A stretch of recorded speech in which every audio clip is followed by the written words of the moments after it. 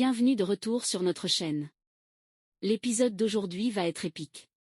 Nous allons détailler tout ce qui se passait en Europe au 5e siècle après Jésus-Christ. Cette période marque la fin de l'Empire romain d'Occident et l'émergence de royaumes barbares, comme ceux que nous voyons sur cette carte fascinante.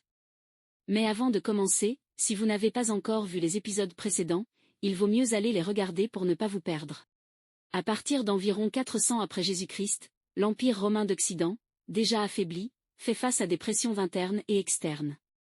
Les problèmes aux frontières deviennent de plus en plus graves, et des peuples barbares commencent à envahir tout le territoire de l'Empire, venant principalement du nord. On dirait que ce n'était pas une bonne idée d'essayer d'envahir leur territoire par le passé, même si tout ce chaos ne pouvait pas être évité.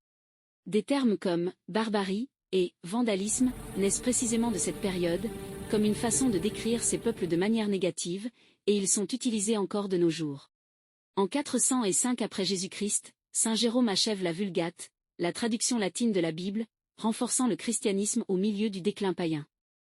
Entre 406 et 407 après Jésus-Christ, une coalition de barbares, incluant Vandales, Suèves et Alains, traverse le Rhin gelé par l'hiver, envahissant en masse la Gaule romaine, profitant du chaos climatique et militaire, ce qui initie la désintégration des provinces occidentales. En 407 après Jésus-Christ, les légions romaines sont retirées de Bretagne pour défendre le continent, laissant les Bretons vulnérables aux invasions pictes, scots et saxonnes, ce qui ouvre la voie aux Angles, Saxons et Jutes pour dominer l'île.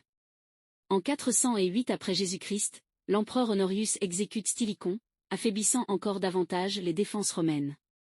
En 409 après Jésus-Christ, Vandales, Suèves et Alains traversent les Pyrénées et entrent en Hispanie, pillant et s'installant, avec les Suèves fondant le royaume des Suèves. En 410 après Jésus-Christ, les Visigoths menaient à Alaric puis Rome pour la première fois depuis des siècles, un choc symbolique qui ébranle le monde romain, bien qu'ils ne détruisent pas complètement la ville. Les païens accusent les chrétiens d'avoir abandonné les anciens dieux. En 418 après Jésus-Christ, les Visigoths, désormais alliés romains, reçoivent des terres en Aquitaine, dans le sud de la Gaule, formant la base du royaume des Visigoths qui s'étendra en Hispanie, comme on le voit sur la carte couvrant une grande partie de la péninsule ibérique. Vers 429 après Jésus-Christ, les Vandales sous Genséric traversent vers l'Afrique du Nord, capturant Carthage en 439 après Jésus-Christ et établissant le royaume des Vandales, une puissance navale qui menace la Méditerranée occidentale.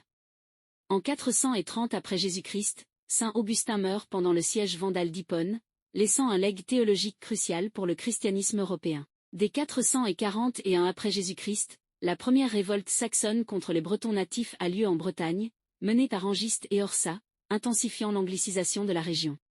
En 455 après Jésus-Christ, les Vandales pratiquent le vandalisme. Ils pillent Rome pendant 2 semaines, emportant des trésors et l'impératrice Licinia Eudoxia, accélérant le déclin impérial.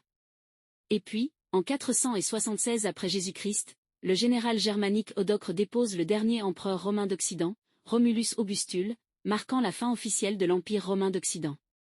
Eudocre envoie les insignes impériaux à Constantinople, reconnaissant l'Empire romain d'Orient, c'est-à-dire l'Empire byzantin, comme souverain nominal.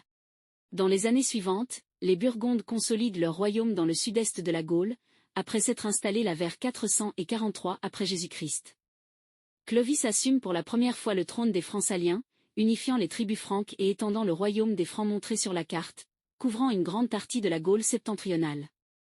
En 486 après Jésus-Christ, Clovis défait le dernier gouverneur romain en Gaule, Syagrius, à la bataille de Soissons, mettant fin à la présence romaine dans la région. En 493 après Jésus-Christ, Théodoric le Grand, roi des Ostrogoths, conquiert l'Italie sur Eudocre, fondant le royaume des Ostrogoths qui domine la péninsule, comme illustré sur la carte. En 496 après Jésus-Christ, Clovis se convertit au christianisme catholique après la victoire à la bataille de Tolbiac, un tournant qui lie les Francs à l'Église romaine, les distinguant des autres royaumes ariens comme les Visigoths et les Ostrogoths.